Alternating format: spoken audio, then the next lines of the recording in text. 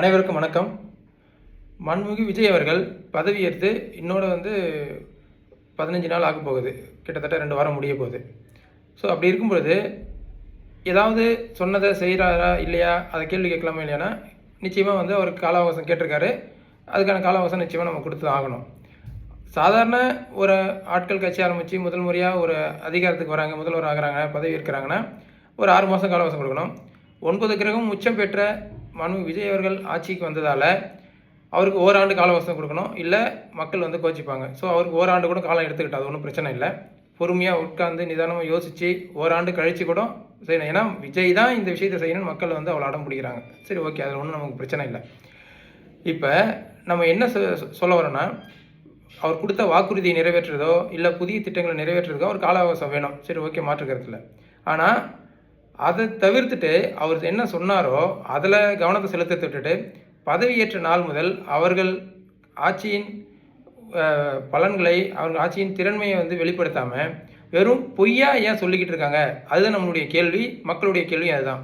அதாவது அவர்கள் கொடுத்த வாக்குறுதி நிறைவேற்றுறதுக்கு கால அவகாசம் எடுத்துக்கிட்டோம். ஆனால் அது வரைக்கும் அவர்கள் தினசரி ஒரு பொய்யை சொல்லிக்கிட்டே இருந்தால் அதை எப்படி நம்ம பார்த்துக்கிட்டு இருக்க முடியும்? ஒரு எதிர்கட்சியாக, அதாவது ஒரு ஆளுங்கட்சி மக்களுக்கு பதில் சொல்கிற இடத்துல இருக்காங்க. மற்ற எதிர்கட்சிகள் அனைத்தும் கேள்வி கேட்குற இடத்துல இருக்காங்க மக்களின் சார்பாக. அப்போ இவர் முதல் நாளே சொல்லிட்டாரு எனக்கு கால அவகாசம் வேணும்னு. அது ஓகே, கொடுத்தாச்சு.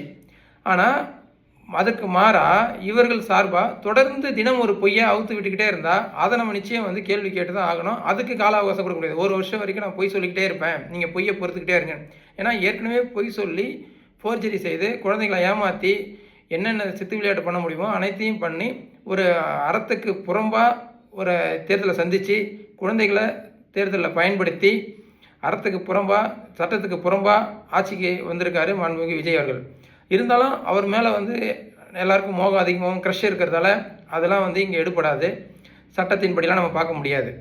ஆனால் பொய் ஏன் சொல்கிறேன்றதை எல்லோரும் கேட்க முடியும். இப்போ பார்த்துக்கிட்டிங்கன்னா ஆட்சியில் உட்கார்ந்ததுலேருந்து தினம் ஒரு பொய் அடுக்கிக்கிட்டே போகலாம். அதாவது சார் பதிவாளர் அலுவலகத்தில் 1.5 ஆண்டுக்கு முன்பே வருகிற பொதுமக்கள் அமர வச்சு தான் பேசணும். நாற்காலி கட்டாயம் சார் பதிவாளர் முன்னாடி நாற்காலி இருக்கணும், நிற்க வச்சு மக்களை பேசக்கூடாதுன்னு சொல்லி 1.5 ஆண்டுகளுக்கு முன்னாடியே சுற்றறிக்கை வந்துடுச்சு. ஆனால் விஜய் வந்தவனே அவர் படம் போட்டு அவர் தான் அறிக்கை விட்ட மாதிரி ஒரு பொய் செய்தி.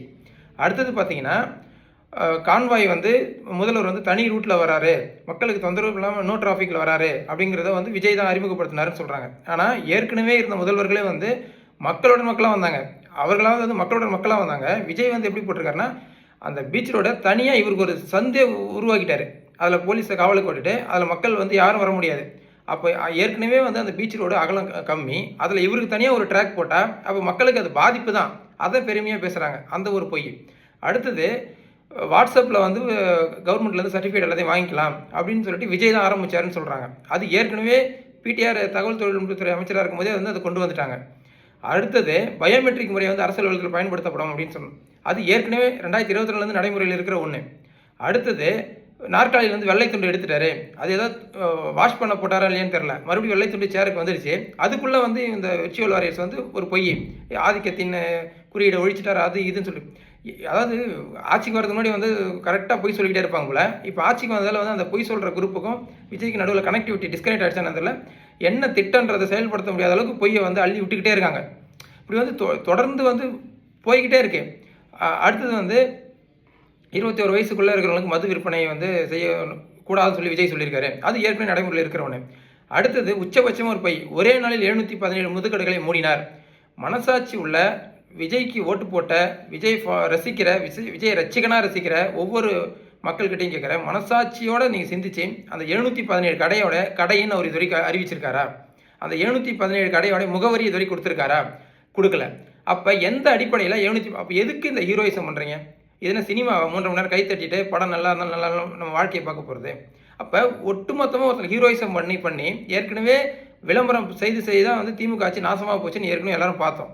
அதை விட 100 மடங்கு 200 மடங்கு அதிகம் வெறும் விளம்பரத்தில் மட்டுமே கவனம் செலுத்திக்கிட்டு இருந்தால் அப்போ எப்படி அந்த அரசு சரியாக செயல்படும்? கேட்டால் டைம் கொடுக்கணும்.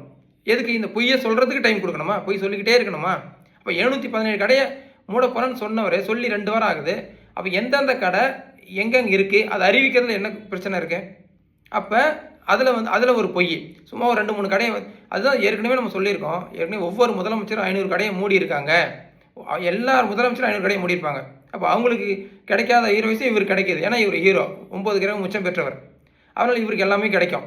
ஸோ அதை நம்ம கேள்வி கேட்கறதுக்கு தயாராக இல்லை. எதற்கு மின்வெட்டு வந்து டெய்லி நடந்துக்கிட்டு இருக்கு, அதை நம்ம கேள்வி கேட்கறதுக்கு தயாராக இல்லை. இப்படி தொடர்ந்து ஒவ்வொரு பொய்யா அள்ளி விட்டுக்கிட்டே இருக்காரு. பிங்க் பெட்ரோலை வந்து சிங்கப்பெண்ணுன்னு சொல்லி அறிவிச்சிட்டாரு. அறிவிச்சு என்ன பலனு? அதே ஆட்கள், அதே பலம், அதே எண்ணிக்கையான காவல்துறை. அப்போ எப்படி அது பாதுகாப்பு வந்து அதிகப்படுத்த முடியும்? அப்போ இது ஒரு பொய். முதல் 3 கையெழுத்து போட்டதே வந்து இது வரைக்கும் ஒவ்வொரு அரசும் அமையும் போது அந்த முதல் 3 கையெழுத்து வந்து மக்களுக்கு நேரடி பலன் கொடுக்கணும், அதில் வந்து அதிருப்தி வந்துடக்கூடாதுன்னு சொல்லி நினச்சி போடுவாங்க. அதுலேயே ஒரு பொய். மாதம் 200 யூனிட் இலவசம்னு சொல்லிட்டு வந்துட்டு 2 மாதத்துக்கு ஒரு தடவை 200 யூனிட் இலவசம்னு சொல்கிறாரு. அதில் ஒரு 500 யூனிட் லிமிடேஷன் வேறு வைக்கிறாரு ஒரு தரப்புக்கு. அதுக்கப்புறம் அதனுடைய மின்சார கட்டணத்தை உயர்த்துறாரு. அந்த ஸ்லாப் எல்லாத்தையும் உடைச்சிட்டு 500 வரைக்கும் ஒரே ஸ்லாப் போடுறாரு. அது பிங்க் பெட்ரோலுக்கு சிங்கப்பெண்ணுன்னு பேர் வைக்கிறாரு. எது ஒன்றுமே வந்து இது வரைக்கும் நான் மனசாட்சியோட எந்த ஒரு காழ்ப்புணர்ச்சியோ எந்த ஒரு எதுவும் இல்லாமல் குறிக்கோள் நோக்கம் எந்த ஒரு தவறான நோக்கமும் இல்லாமல் ஒரு கேள்வி மனசாட்சியோடு கேளுங்க. இதுவரை 15 நாளில் பொய் சொல்கிறத தவிர மக்கள் திட்டத்துக்காக ஏதாவது செய்திருக்காரா?